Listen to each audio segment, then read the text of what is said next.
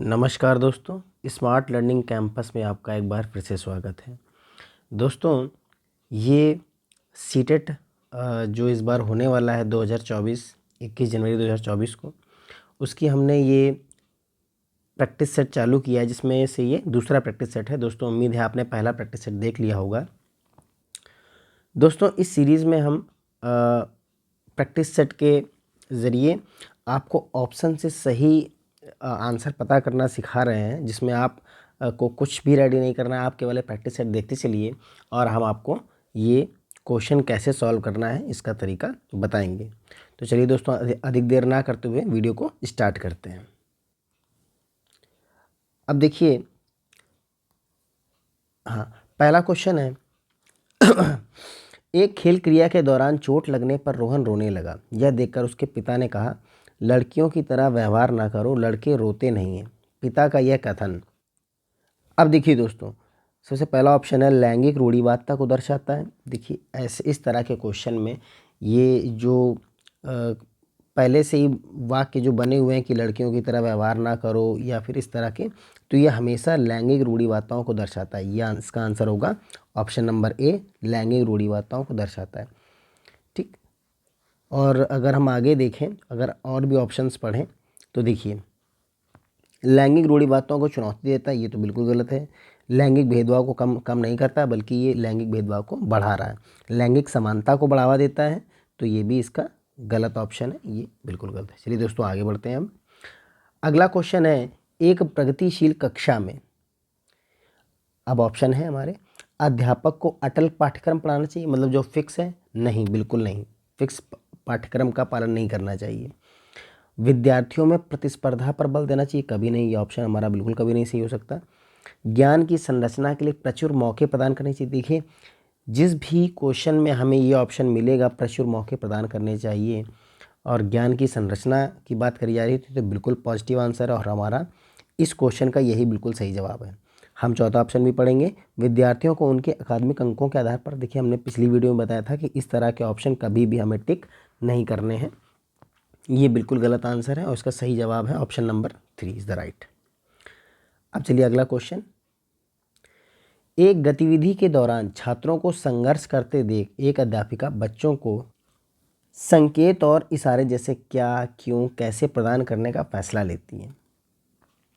लेव वाइगोस्की के सिद्धांत के अनुसार अध्यापिका की यह योजना, अब दोस्तों हम ऑप्शन पढ़ेंगे, बच्चों को अधिगम के लिए अनुप्रेरित निष्प्रेरित करेगी। तो देखिए, ये तो आंसर नहीं हो सकता। अनुप्रेरित या अनुत्प्रेरित या निष्प्रेरित नहीं करेगी। देखिए, जब भी किसी गतिविधि में अगर लेव वाइगोत्स्की का कोई सिद्धांत लग रहा है और वहाँ पर कोई बड़ा बुजुर्ग जैसे अध्यापिका उसको किसी भी तरह की हेल्प कर रही हैं, तो वहाँ पर ये पाड़ आधारभूत संरचना काम करने लगती है। जिसलिए इस कारण से जब भी लेव वाइगोत्स्की का आप सिद्धांत पढ़ेंगे तो उसमें ये जो स्कैफोल्ड फॉर लर्निंग होता है, पाड़ आधारभूत संरचना, इसका आंसर बिल्कुल राइट रहेगा। तो यहाँ पर सेकंड नंबर ऑप्शन बिल्कुल सही रहेगा कि अधिगम के लिए पाड़ आधारभूत संरचना काम करेगी। बिल्कुल सही आंसर है इस क्वेश्चन का। आगे ऑप्शन हम पढ़ लेंगे, छात्रों में प्रत्याहार निकास प्रवृत्तियाँ पैदा करेगी, ऐसा कुछ भी नहीं है, बिल्कुल गलत आंसर है ये। अधिगम में प्रक्रिया अर्थहीन होगी, बिल्कुल निगेटिव पॉइंट है, इसलिए ये भी आंसर नहीं हो सकता। Option number 2 is the right answer. अब चलिए दोस्तों, आगे बढ़ते हैं। बच्चों के समाजीकरण के संदर्भ में निम्न में कौन सा कथन सही है। अब देखते हैं। अब देखिए, विद्यालय समाजीकरण का एक द्वितीयक कारक है और परिवार समाजीकरण का प्राथमिक कारक है, बिल्कुल सही है। हमने पिछली वीडियो में भी आपको बताया था कि ये जो कारक हैं, इसे परिवार जो है समाजीकरण का प्राथमिक कारक है और विद्यालय द्वितीयक कारक है। आगे, विद्यालय समाजीकरण का प्राथमिक कारक है, ऑप्शन यहीं से गलत हो गया। समकक्षी समाजीकरण के प्राथमिक कारक है और परिवार समाजीकरण का द्वितीयक कारक है, ये ऑप्शन भी गलत हो, क्योंकि परिवार कभी भी समाजीकरण का द्वितीयक कारक नहीं है। परिवार एवं जनसंचार दोनों समाजीकरण के द्वितीय कारक है, तो ये ऑप्शन भी गलत हो गया। ऑप्शन नंबर 1 हमारा बिल्कुल सही आंसर है। चलिए दोस्तों, आगे बढ़ते हैं। बुद्धि लब्धि का सिद्धांत जोर देता है। अब ऑप्शन देखते हैं। बुद्धि लब्धि केवल वस्तुनिष्ठ परीक्षणों द्वारा ही मापी जा सकती है। अब देखिए, मैंने बताया था दोस्तों आपको कि CDP के हमारे इस पेपर सीरीज़ में या आगे आप जब पेपर देंगे तो उसमें ये ऑप्शन बिल्कुल गलत होता है जब यहाँ पर केवल का प्रयोग हो जाए। बुद्धि लब्धि केवल वस्तुनिष्ठ परीक्षणों द्वारा ही मापी जा सकती है, बिल्कुल गलत जवाब है ये, ऑप्शन कभी भी सही नहीं हो सकता। एक आयाम में बुद्धिमत्ता अन्य सभी आयाम बुद्धिमत्ता निर्धारित करती है। एक आयाम में बुद्धिमत्ता अन्य सभी आयामों में बुद्धिमत्ता निर्धारित करती है, तो ये ऑप्शन बिल्कुल गलत है, क्योंकि एक आयाम में बुद्धिमत्ता नहीं बल्कि कई आयाम में आपको बुद्धिमत्ता निर्धारित, मतलब अलग अलग आयाम के लिए अलग अलग बुद्धिमत्ता निर्धारित होती हैं। इसके लिए इसके बाद है बुद्धिमत्ता की विभिन्न दशाएं। यस, ये बिल्कुल सही आंसर है, बुद्धिमत्ता की विभिन्न दशाएं हैं। बुद्धिमत्ता में कोई व्यक्तिगत भिन्नताएं नहीं होती, तो बिल्कुल सही है कि there are no individual different intelligence, तो ये बिल्कुल गलत ऑप्शन है, क्योंकि बुद्धिमत्ता को व्यक्तिगत भिन्नताएं बिल्कुल होती भाई।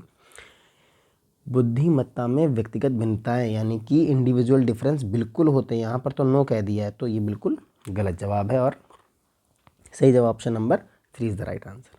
आगे बढ़ेंगे। लॉरेंस कोहलबर्ग के सिद्धांत के अनुसार किसी कार्य को इसलिए करना क्योंकि दूसरे इसे स्वीकृति देते हैं नैतिक विकास के किस चरण को दर्शाता है? अब देखिए दोस्तों, लॉरेंस जो कोहलबर्ग थे, इन्होंने 3 स्तर बताए थे, नैतिक विकास के 3 स्तर बताए। इसमें सबसे पहला था प्रथापूर्व, दूसरा था प्रथागत, तीसरा था उत्तर प्रथागत। देखिए ये तो ऑप्शन बिल्कुल नहीं हो सकता, क्योंकि ये जीन पियाजे का सिद्धांत है अमूर्त संक्रियात्मक वाला। देखिए इसमें भी प्रथापूर्व में 2 सिद्धांत इन्होंने दिए थे। इसमें पहला था भय और भय का एक सिद्धांत था, इसमें बच्चा भय के कारण किसी गलत काम को नहीं करता है। इसके बाद प्रथागत में ये था कि किसी कार्य को इसलिए करना क्योंकि दूसरे इसे स्वीकृति देते हैं, तो ये प्रथागत यानी ऑप्शन नंबर 2 सही होगा। और उत्तर प्रथागत में ये होता है कि वह अपने खुद के सिद्धांत बनाता है, बशर्ते वो सिद्धांत किसी दूसरे को नुकसान ना पहुंचाए। तो जब इस तरह का ऑप्शन आएगा तब हम उत्तर नंबर 3 लगाएंगे।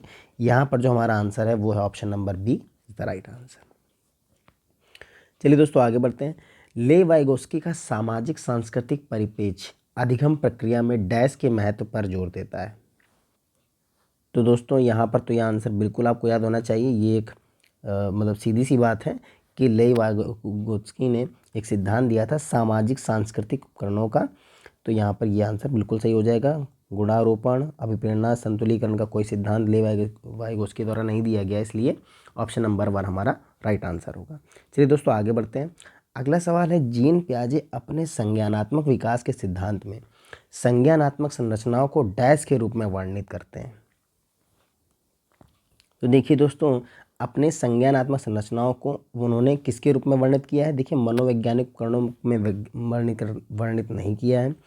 उद्दीपक अनुक्रिया संबंध का कोई सिद्धांत नहीं है। विकास ये ले वाइगोस्की ने दिया था। एक ये ऑप्शन नंबर 4 है जिसमें स्कीमा मनोबंध, यही जो है जीन पियाजे ने अपने संज्ञानात्मक संरचनाओं के रूप में वर्णित किया था, तो ये option number D is the right answer होगा इस क्वेश्चन का।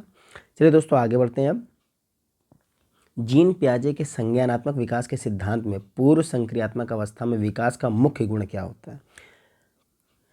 देखिए दोस्तों, जैसा कि हमने पहले भी पढ़ रखा है कि जीन पियाजे ने अपने संज्ञानात्मक विकास के 4 चरण बताए थे। जैसे पहला था संवेदी गामक, दूसरा था पूर्व या प्राक संक्रियात्मक अवस्था, तीसरा मूर्त और ठोस संक्रियात्मक अवस्था, और चौथा था औपचारिक संक्रियात्मक अवस्था। दोस्तों ये चारों अवस्थाओं में देखिए पहली अवस्था जो थी, इसमें तो बच्चा इसमें क्या पूछा? पूर्व संक्रियात्मक अवस्था। अब देखिए पूर्व संक्रियात्मक जो अवस्था है वो आपकी दूसरी है, दूसरी अवस्था जो है पूर्व संक्रियात्मक। इसमें बच्चा क्या करने लगता है?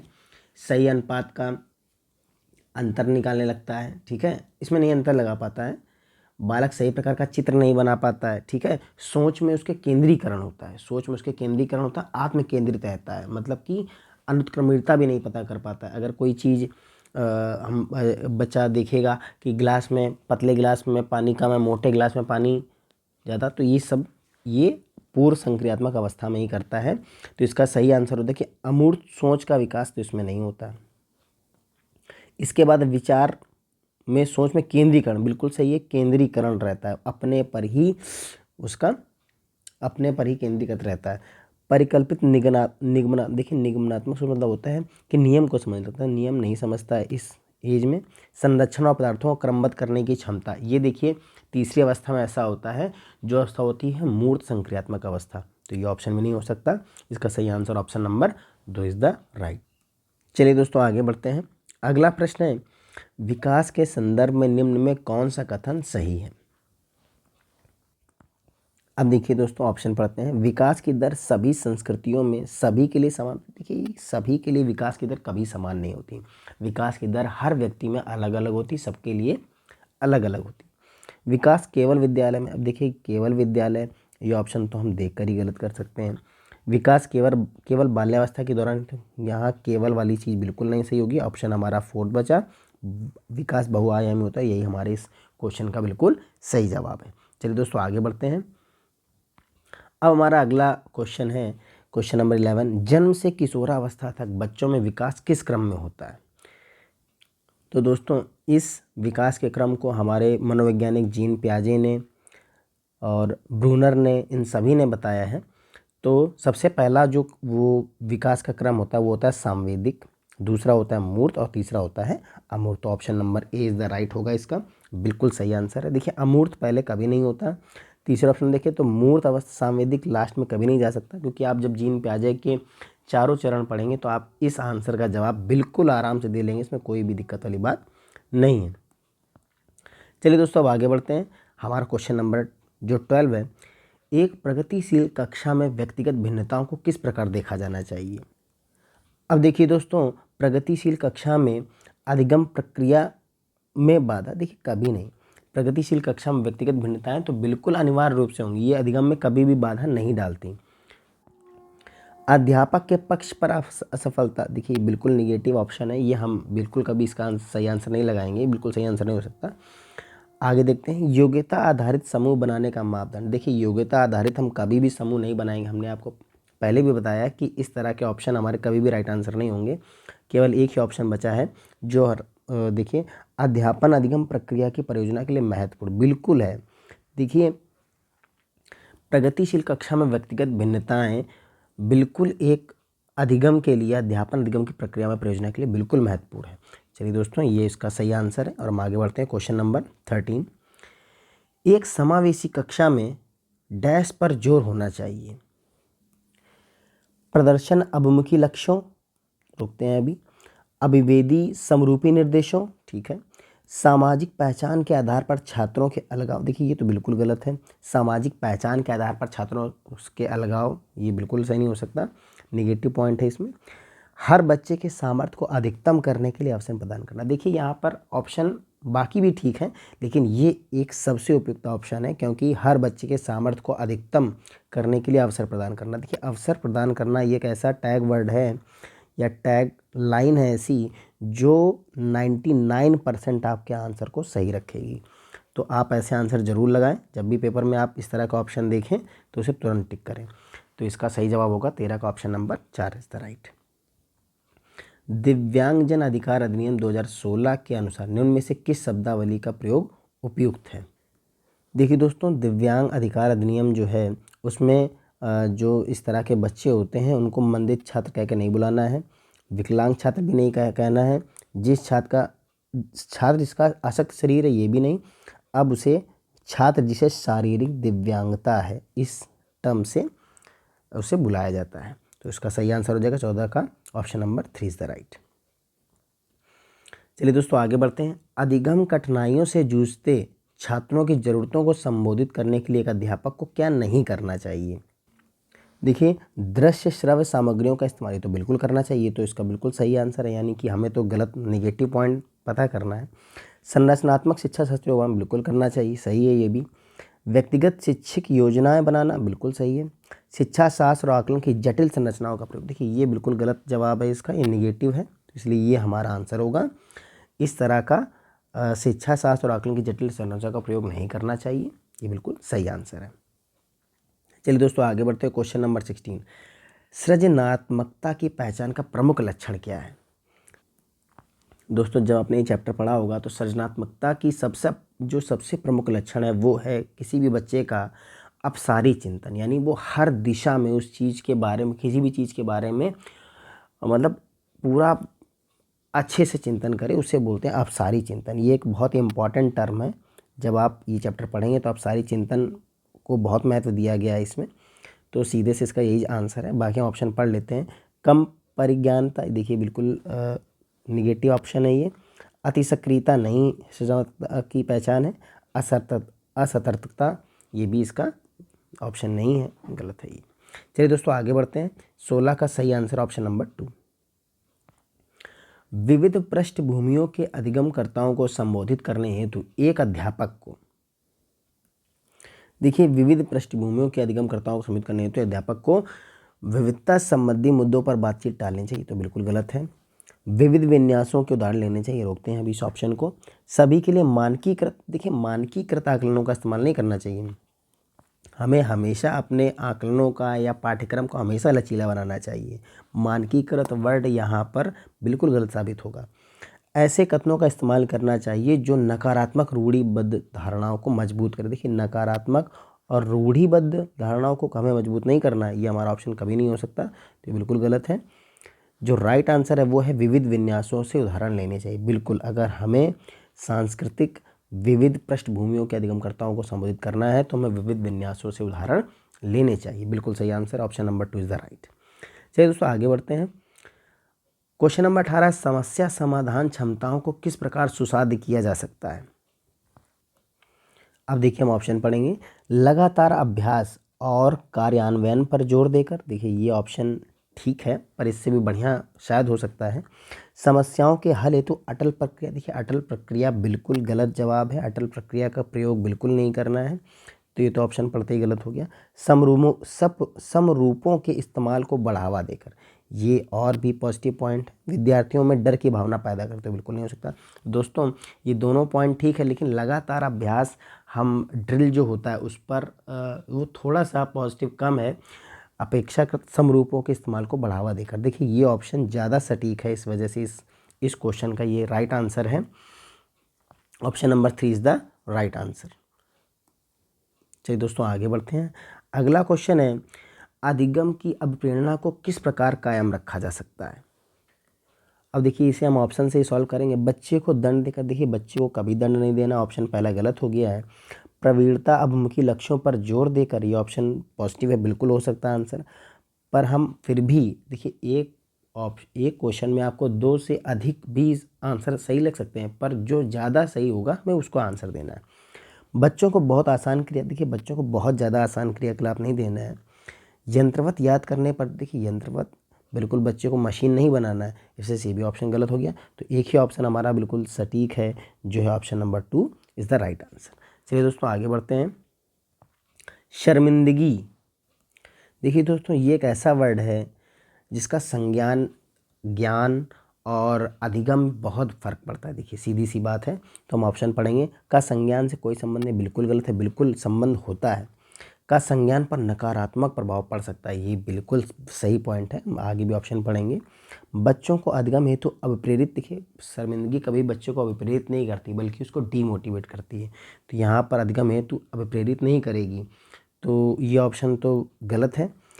शर्मिंदगी के भाव को अध्यापन अधिगम प्रक्रिया में बारंबार पैदा करना चाहिए, देखिए ये एक ऐसा भाव है जो बच्चे को डीमोटिवेट करता है, तो हमें इसका बारंबार क्या, इसका प्रयोग तो करना ही नहीं है। तो इसका आंसर जो हो जाएगा ऑप्शन नंबर 2 होगा।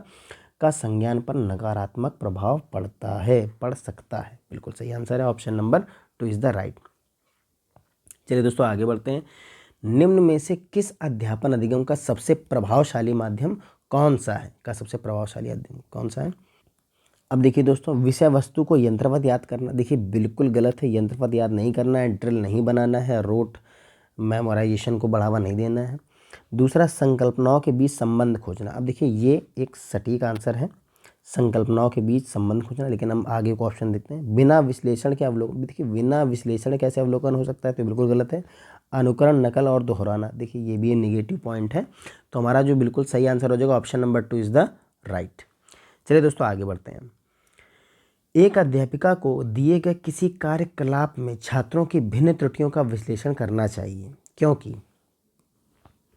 इसके आधार पर वह दंड की मात्रा निर्धारित कर सकती है, देखिए दंड तो देना ही नहीं, यहाँ पर ऐसे ऑप्शन बिल्कुल गलत है। त्रुटियों की समझ अध्यापन अधिगम और प्रक्रिया के लिए अर्थपूर्ण है, ये ऑप्शन सही हो सकता है। इसके आधार पर वह ज़्यादा त्रुटियां करने वाले छात्रों को एक दूसरे छात्रों से अलग कर सकती है, बिल्कुल गलत है। अधिगम केवल त्रुटियों के शोधन पर निर्भर करता है। देखिए केवल त्रुटियों के शोधन पर निर्भर करता है तो बिल्कुल गलत है। तो हमारा एक ही ऑप्शन पॉजिटिव है जो कि option number B is the right answer. चलिए दोस्तों आगे बढ़ते हैं। बच्चे को सीखने में कठिनाई होती है जब, अब देखिए दोस्तों हमें इसमें नेगेटिव पॉइंट बताना है, क्योंकि कठिनाई कब होती है।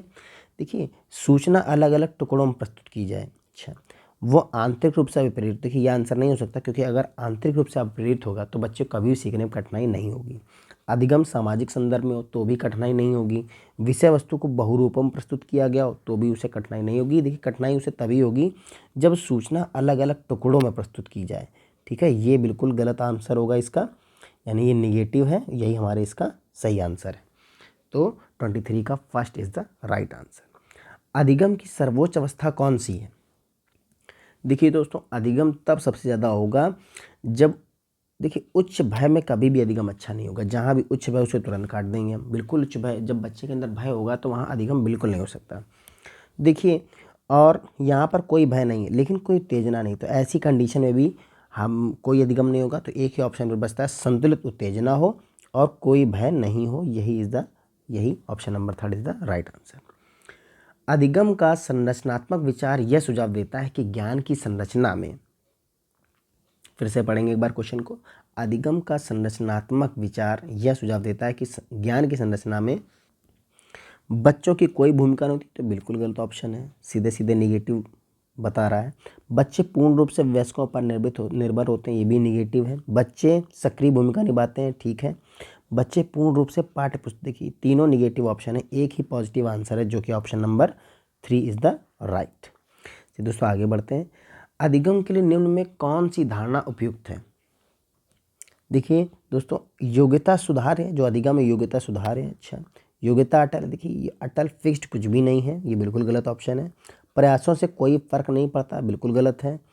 असफलता अनियंत्रित है, ये भी गलत है। तो एक ही ऑप्शन बिल्कुल पॉजिटिव है जो कि ऑप्शन नंबर ए, जो अधिगम है वो योग्यता सुधार है, बिल्कुल सही है।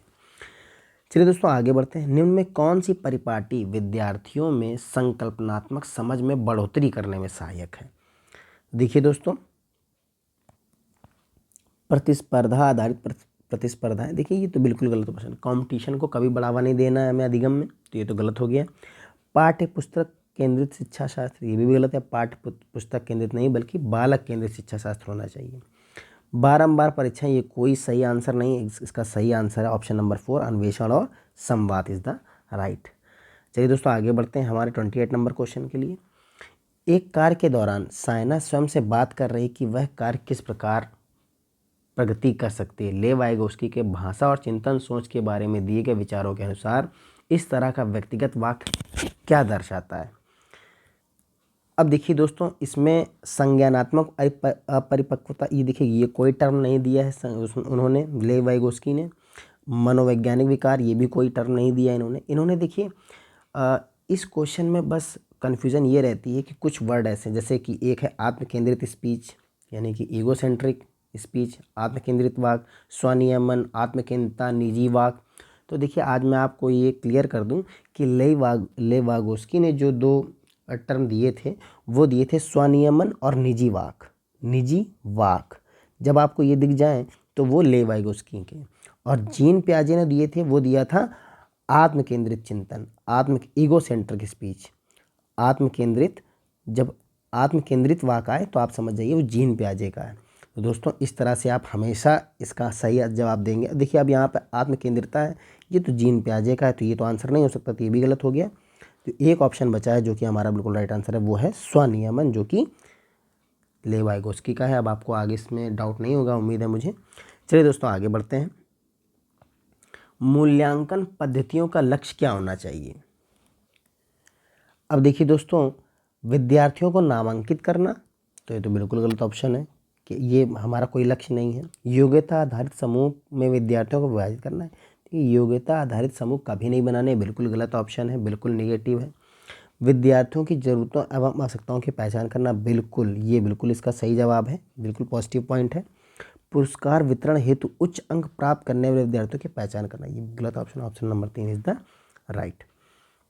चलिए दोस्तों हम आ गए अपने इस प्रैक्टिस सेट के बिल्कुल लास्ट क्वेश्चन में। बच्चों के विकास की व्यक्तिगत भिन्नताओं को किस प्रकार प्रतिरूपित किया जा सकता है। तो केवल आनुवांशिकता पर तो बिल्कुल नेगेटिव है, केवल पर्यावरण पर नेगेटिव है, ना आनुवांशिकता ना पर्यावरण पर, ये बिल्कुल भी नेगेटिव है। इसका यानी चौथा ऑप्शन बिल्कुल ही सही है, आनुवांशिकता एवं पर्यावरण की पारस्परिकता पर। तो देखिए दोस्तों, ये बिल्कुल सही आंसर है। और दोस्तों, इस तरह आज हमने प्रैक्टिस सेट 2 भी कर लिया है। दोस्तों, ऐसे ही हम आपके लिए नए नए वीडियोस लाते रहेंगे। आप इन वीडियोस को अच्छे से देखें, जो हम एक्सप्लेनेशन कर रहे हैं इसको अच्छे से करते रहें, आप सारे क्वेश्चन कर लेंगे। और दोस्तों, अगर आपको हमारा वीडियो अच्छा लगा हो तो लाइक ज़रूर कर दें, और आप अगर चैनल में नए हो तो चैनल को सब्सक्राइब जरूर कर लें। हम आपके लिए ऐसे अच्छे अच्छे वीडियोज़ लाते रहेंगे। तो चलिए दोस्तों, मिलते हैं अगली वीडियो में, तब तक के लिए नमस्कार।